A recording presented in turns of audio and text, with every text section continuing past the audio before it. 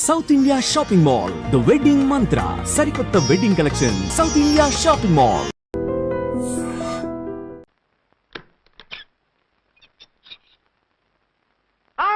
వద్దు వద్దు వద్దు వద్దు. ఏంటండి ఏమైంది? నా ఎదురుగా బట్టలు మార్చుకోవద్దు, నేను తట్టుకోలేను. ఏ సిగ్గుగా ఉందా? లేదు, భయంగా ఉంది. భయపట్టు ఎందుకు? నేను అందంగానే ఉంటానుగా. అందుకే భయపడేది. అయ్యో, భయం ఎందుకు? నేనేం పరాయిదాన్ని కానుగా. ఇదిగో, మీరు ఇలా ప్రొసీడ్ అయిపోతే మా గురువు గారికి నేను అన్యాయం చేయాల్సి వస్తుందండి. గురువా? గురువెవరు? అదేనండి డాక్టర్ గారు, ఈ కట్లిప్పే వరకు నన్ను స్టార్ట్ టీవీ కూడా చూడొద్దన్నారండి. మీరు సైడ్కి వెళ్ళి మార్చుకోండి, లేకపోతే నేను ఎమోషన్ అయిపోతాను. అదా మీ భయం? అయితే ఉండండి. థ్యాంక్స్. అమ్మయ్యా, ఈ గంటకి గండం గట్టెక్కింది నాయనా. ఇలాంటి టైప్ సీన్లు ఉన్నాయని తెలిస్తే నేను చచ్చినా వచ్చి ఉండేవాడిని కాదు. పరిస్థితులు ఇలాగే కొనసాగితే నేను కాలు జారటం ఖాయం. దేవుడు, కాలు జారటం ఖాయం.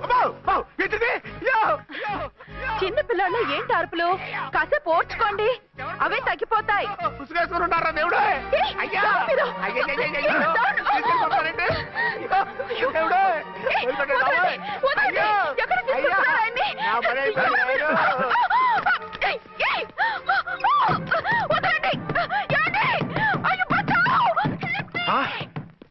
ఏంటో కేకలు? ఝాన్సీ గొంతులో ఉందండి. ఓరి నాయనో, ఆ దరిద్రుడు ఝాన్సీని చూసి అటెంప్ట్ ఏమైనా చేసేస్తున్నాడేమో.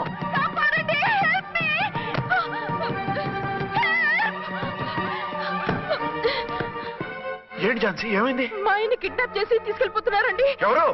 ఏమో తెలియదు, కాపాడండి. ఓరి నాయనో. బారసాలకు ముందే ఝాన్సీ నా వైఫ్ అని ఫిక్స్ అయిపోతే సడన్ గా హస్బెండ్ అయిపోయి దాన్ని బెడ్ ఎక్కేద్దామని చూస్తున్నావురా?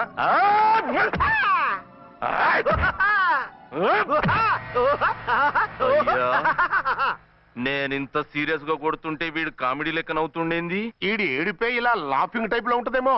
ఇంకో 2 రౌండ్లు వేసుకో. వేసుకో వేసుకో వేసుకోరా బాబు.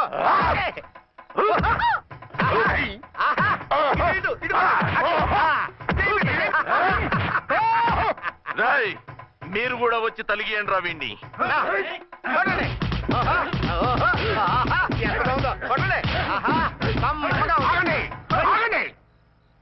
ఈడు ఎందుకు ఏడవకుండా నవ్వుతున్నాడో నాకు ఇప్పుడు అర్థమైంది. ఎందుకు? డల్ల పరుపు మందాన బ్యాండేజ్ చుట్టుంటే దెబ్బెలా తగులుతుంది గదా సంగతి. అదే. రేయ్, కట్లు మొత్తం ఇప్పి కొట్టుర్రా వీణ్ణి. వద్దు వద్దు, కట్లు మాత్రం ఇప్పొద్దు. ఏ లోపట బట్టలు లేవా? డ్రాయర్ కూడా లేదు. ఏం పర్లేదు, మేము మగాళివి కదా. ఇప్పండి రా. వద్దు వద్దు బాబాయ్, కట్లు ఇప్పొద్దు. కట్లు ఇప్పొద్దు రా. బాబాయ్, కట్లు ఇప్పుతున్నారు బాబాయ్. బాబా, ఏంటిది? రక్షించండి సార్, నన్ను రక్షించండి సార్.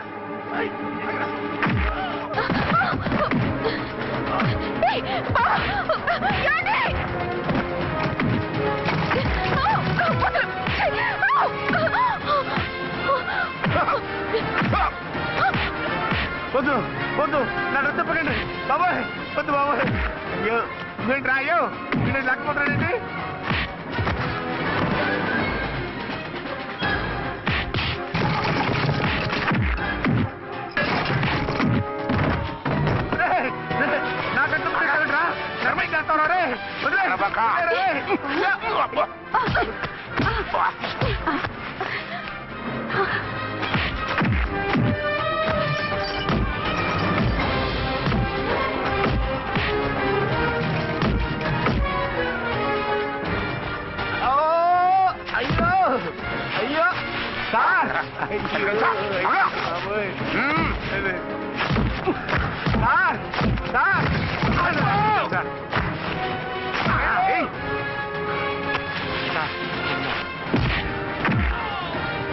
అయ్యో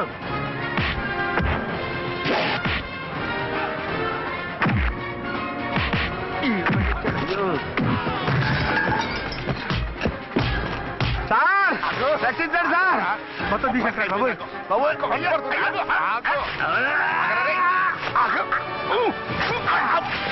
మళ్ళీ స్లిప్ అయిపోయి ఉంటారు నాయన. సార్ సార్, రక్షించండి సార్. సార్, రక్షించండి సార్.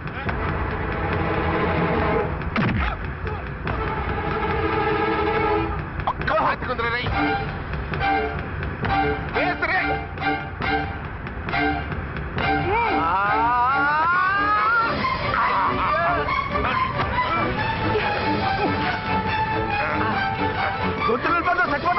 చచ్చిపోతానయ్యా. కాపాడండి సార్. సార్ త్వరగా రండి సార్. రండి సార్. అయ్యా అయ్యా అయ్యా.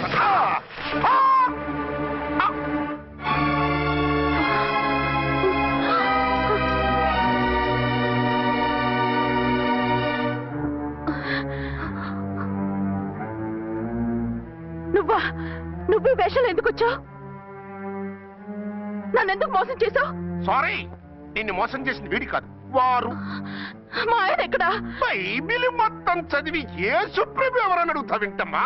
ఎంతకాలం నీ కొమ్మగుడు ఉన్నారనుకుని తెగ మురిసిపోయారు. కానీ మీరు కట్టుకున్నది పంచుకున్నది ఒకే ఒక మొగుణ్ణి, వారే వీరు.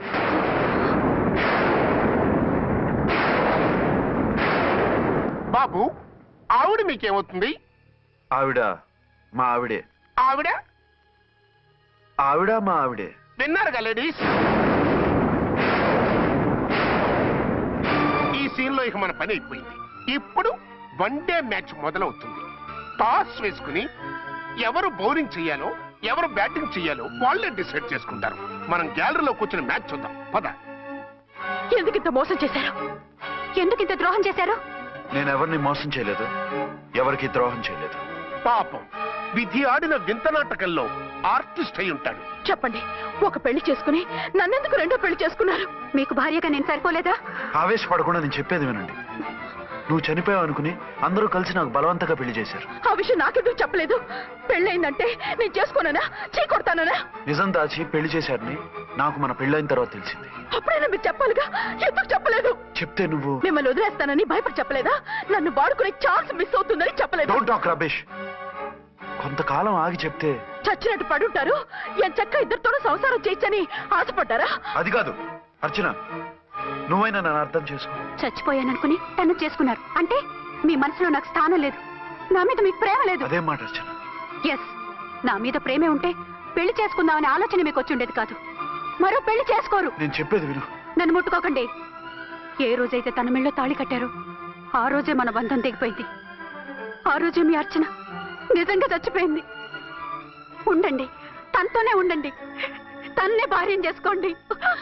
నాకు కావాల్సింది శీలం చెడిన మగాడు కాదు, శీలం ఉన్న మొగుడు.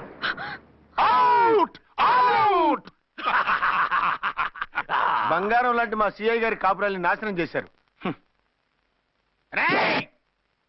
వచ్చే సినిమాలో హీరోగా పుట్టి మీ ఇద్దరి అంతు చూస్తాను. ఖబర్దార్. ఏమో అర్చన, ఏమిటి నువ్వు చేసిన పని? మాట్లాడుకో, నీకు మాట్లాడే అర్హత లేదు. నేను నీ తల్లినే. కూతురి మొగుడికి రెండో పెళ్లి చేసిన నువ్వు తల్లివా? నాకు సవతిని తెచ్చిపెట్టిన నువ్వు తల్లివా? తల్లివైతే నీ అల్లుడికి మళ్ళీ పెళ్ళెందుకు చేశావు? నువ్వు చచ్చావని అతను కుమిలిపోతుంటే చస్తాడేమని భయపడి పెళ్లి చేశానే. ఏం తప్ప? ఖచ్చితంగా తప్పే.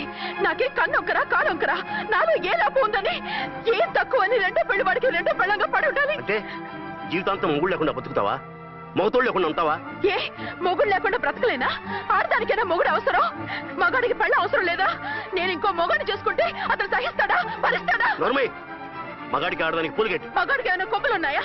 స్పెషల్ గా పైనుండి ఊడి పడ్డాడా?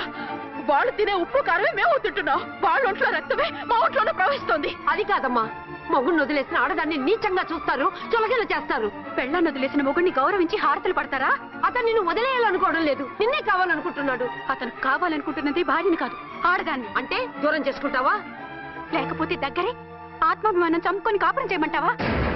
3 ముళ్ళు 7 అడుగులు 4 గోడలు, ఇవే ఆడదానికి హద్దులని పడుండమంటావా? దాని పక్కనో రాత్రి నా పక్కనో రాత్రి పడుకునే మనిషిని నా మొగుడిని అనుకోమంటావా? నేను సతినా, సవతినా, లేక సానినా? ఏ అర్థం చెప్పుకొని ఏ హోదాతో అతనితో ఉండమంటావు? పరాయి ఆడదానికి దక్కినవాడు నా మొగుడు కాదు. అంటే ఏమిటో? ఆ మొగుడిని వద్దనుకుంటాను, విడాకులు తీసుకుంటాను.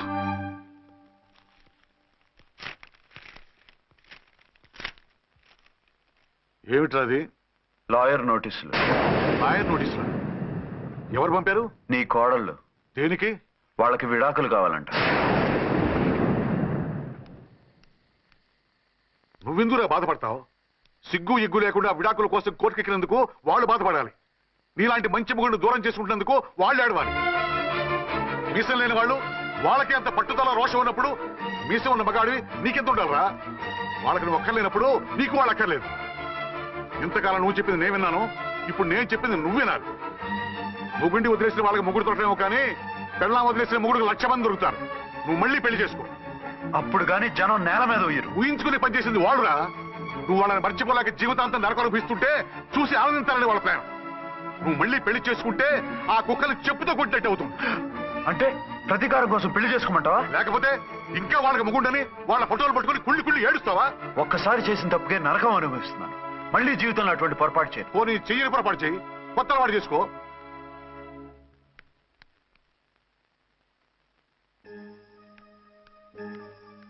ఇదిగో నాలాగా తాగుడు అలవాటు చేసుకో. బాధల్ని బాధ్యతల్ని మర్చిపో.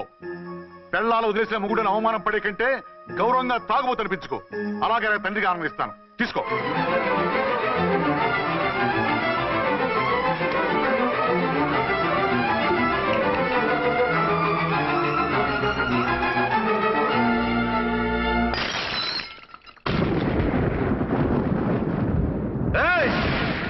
అర్చన, ఝాన్సీ, బయటికి రండి.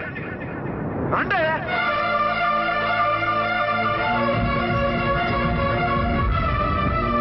भाई और बहनों, देखो ये मेरा फर्स्ट पत्नी है.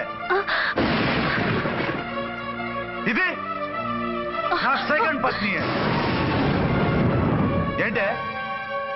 ఏంటి ఆ లుక్లు? తాగొచ్చానా? నేను తాగలేదే, మీరే తాగించారు. తేగేదాకా తెచ్చారు, తాగేదాకా తీసుకొచ్చారు. నాకు విడాకులు ఇస్తారు. మనది పెళ్ళా పేకాట? ఆడినంతసేపు ఆడి మధ్యలో మిడిల్ డ్రాప్ చేయడానికి. అసలు నేను మీకేం ద్రోహం చేశాను? నువ్వు తిరిగి రాగానే on the spot first night cancel చేసుకుని నీ దగ్గర పరిగెత్తు రావడవా? ఇంకో మగాడు ఎవడైనా అయితే అలా వచ్చేస్తాడా? చెప్పను ఛాలెంజ్. నువ్వు చచ్చావు అనుకుని పిచ్చి వెదవలా తయారయ్యాను. కళ్ళు పూసుకుంటే కళ్ళలోకి వస్తున్నావని కంటికి నిద్ర లేకుండా కడుపుకి తిండి లేకుండా గడిపాను. చచ్చి నీ దగ్గరగా వద్దాం అనుకున్నాను. కానీ నా కన్న తల్లిని మర్చిపోలేక తాగుడికి అలవాటు పడ్డ మా నాన్న నా జీవితంలా నీ జీవితం కాకూడదురా, భార్య లేని లోటేంటో నేను చవి చూశాను, మళ్ళీ పెళ్లి చేసుకోరా అని బలవంతం చేస్తే చచ్చి కన్న తండ్రిని ఏడిపించలేక బతికి దీన్ని పెళ్లి చేసుకున్నానే తప్ప దీని రంగు పొంగు చూసి వెర్రెత్తి కాదు. అది నేరమా, పాపమా?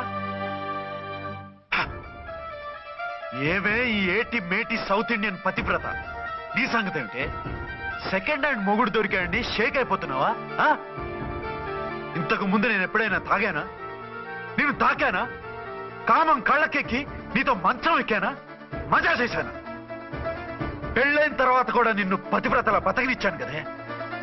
నేనే దుర్మార్గుడినైతే, ఆడదాన్ని అవసరంతో ఏడ్చేవాడినైతే ఎప్పుడో నిన్ను చెడిపోయేదాకా చెడగొట్టేవాడిని. కానీ ఎందుకు అలా చేయలేదు? ఎందుకు నీది తప్పలేదు? భార్యగా అర్చన నాలో బతికుంది కాబట్టి. నిజం చెప్పలేదు అని చెప్పుకోవచ్చిన మేకలా గించుకుంటున్నావు. ఎందుకు చెప్పలేదో తెలుసా? నా కూతుర్ని ఎవరు చేసుకోవడం లేదు, రెండో పెళ్ళంటే వద్దంటుంది అని మా బాబు దగ్గరకు వచ్చి ఏడిస్తే నాకు అబద్ధం చెప్పి నీకు తాళి కట్టించారే. 20 ఏళ్లుగా కనీ పెంచిన నీ అబ్బే నీకు నిజం చెప్పినప్పుడు నేనెందుకు చెప్పాలి? అది బతికొచ్చిన తర్వాత మా వాళ్ళు నీకు నిజం చెప్పలేదని తెలిసింది. అప్పుడు నాకు ఇదివరకే పెళ్ళయింది, చచ్చిందనుకున్న నా పెళ్ళం తిరిగి వచ్చిందని నీకు చెప్తే గుండె పగిలి చేస్తావని నీకు చెప్పలేదే. నువ్వంటే నా ఆల్ ఇండియా పతివ్రత 9 నెలలు లంకలో ఉండొచ్చిన సీతని అగ్ని ప్రవేశం చేయమన్నాడా రాముడు? ఎవడో వెదవ కూత కుషాడిని కడుపుతో ఉన్న తన పెళ్ళాన్ని అడవులోకి పంపించాడు అదే రాముడు, నీ ఫేవరెట్ గాడ్. నువ్వు అడ్రస్ లేకుండా 25 నెలలు ఎక్కడికో పోతే ఎక్కడున్నావు, ఏం చేశావు, ఎవరితో ఉన్నావు అని అడిగానా? లేదు. అనుమానించానా? లేదు. వాయ్? భార్య అంటే ప్రేమ, భార్య అంటే నమ్మకం, భార్య అంటే విశ్వాసం. ఆ రాముడు గ్రేటా, నీ మొగుడు గ్రేటా? చెప్పవే, చెప్పు. ఆ రాముడిని దేవుణ్ణి చేసి గుళ్ళో కూర్చోబెడితే నన్ను రాయించేసి రోడ్డు మీదకి విసిరేస్తావా? పేరుకు పెళ్ళానివే గాని నిన్ను అమ్మకన్నా ఎక్కువగా ప్రేమించానే. నువ్వు కనీసం ఆ బిడ్డకిచ్చే విలువ కూడా ఇవ్వలేదు కదే తల్లి. 2 భార్యలకి న్యాయం ఎలా చేయాలో తెలియక కుమిలిపోయా. మీ ఇద్దరికి నిజం తెలిస్తే ఏమైపోతారో అని భయపడ్డాను. మీ కంట్లో నీళ్లు రాకూడదని మీరిద్దరూ ఏడవలసిన ఏడుపు నేనేడ్చానే. ఇంత చేస్తే మీరు నాకు విడాకులు ఇస్తారా? అసలు మీరిద్దరూ పొజిషన్లోకి రండి, రండి. నన్ను వద్దని మీరిద్దరు వదిలేస్తే వచ్చి మీ కాళ్ళ మీద పడతారనుకున్నారా? నెవర్. అవును, నన్ను వద్దనుకున్నప్పుడు నేను కట్టిన ఆ మంగళసూత్రాలు మాత్రం ఎందుకు? సేఫ్టీగా వాటిని అలాగే ఉంచుకుని మాజీ భార్యలుగా హ్యాపీగా బతుకుదాం అనుకుంటున్నారా? నో, మీకు ఆ ఛాన్స్ ఇవ్వను. తాళి ఉన్న పెళ్ళాలుగా కాదు, తాళి తెగిన భార్యల్లా, మొగుడు చచ్చిన విధవల్లా మీరు తెల్ల చీరలు కట్టుకునేట్టు చేస్తాను. విడాకులు ఇవ్వకుండా మిమ్మల్ని విడాకులు చేస్తాను. జీవితాంతం కుళ్ళి కుళ్ళి కుళ్ళి ఏడ్చేలా చేస్తాను. బాయ్. ఆగండి. ఏ, నేను చావడం కూడా నీకు ఇష్టం లేదా? మీరు బతకాలి, నిండు నూరేళ్లు సుఖంగా జీవించాలి. మీ మీద ప్రేమ లేక కాదు, మీరంటే ఏంటో తెలియక కాదు. నా వల్ల మీకు ఝాన్సీకి అన్యాయం జరగకూడదని నేను మిమ్మల్ని అనుమానించాను, అవమానించాను. మీకు దూరం కావాలనుకున్నాను, విడాకులు కోరుకున్నాను. నేను మీకు భార్యనయ్యాను, మీ బిడ్డకు తల్లినయ్యాను. కొంతైనా మీతో జీవితాన్ని తృప్తిగా అనుభవించాను. కానీ ఝాన్సీ ఒక్క పసుపుతాడు తప్ప భార్యగా ఏమీ పొందలేదు. భార్యగా మీ జీవితంలో తనకి చోటివ్వండి. లేదక్క, అలా చేస్తే నువ్వు భర్తనే కాదు, బాబుకి తండ్రిని కూడా దూరం చేసిన దానివి అవుతావు. ఆయన మనస్ఫూర్తిగా ఇష్టపడి చేసుకుంది నిన్ను, ప్రేమించింది నిన్ను. ఆయన మనసులో నీకు తప్ప నాకు స్థానం లేదు. నువ్వు బలవంతంగా నన్ను భార్యని చేసినా మనిషిని సొంతం చేసుకోగలను గాని మనసును పంచుకోలేను. ఆ భార్య స్థానం ఎప్పటికీ నీదే. ఒకరి మీద ఒకరు ఇంత ప్రేమను పెట్టుకొని ఒకరి గురించి ఒకరు ఆలోచించి మీ జీవితాలని పాడు చేసుకోకండి. అక్క చెల్లెళ్ళలాగా కలిసిమెలిసి అతను సుఖపెట్టి మీరు సుఖంగా